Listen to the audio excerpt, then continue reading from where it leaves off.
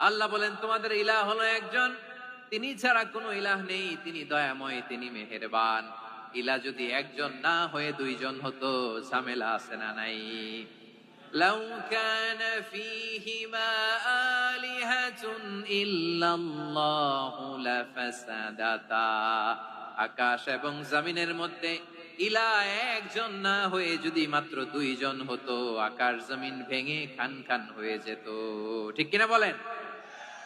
দুইজন ইলাহ হইলে খান খান হয়ে যেত। আমাদের রব একজন হইলে ভালো না বেশি হইলে ভালো? কথা বুঝতেছেন?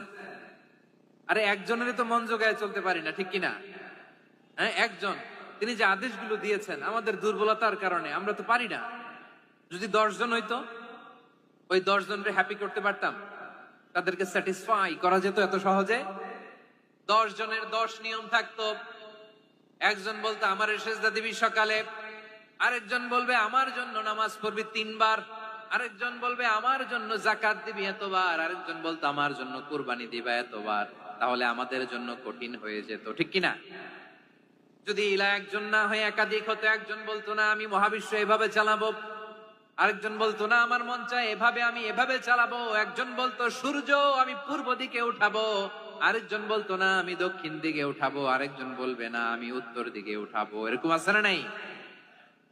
ঝামেলা লেগে যেত। এজন্য বেশি রব হইলে আমাদের জন্য ঝামেলা, খোদা বেশি হইলে আমাদের লস। একজন হওয়াতে আমরা বেঁচে গেছি।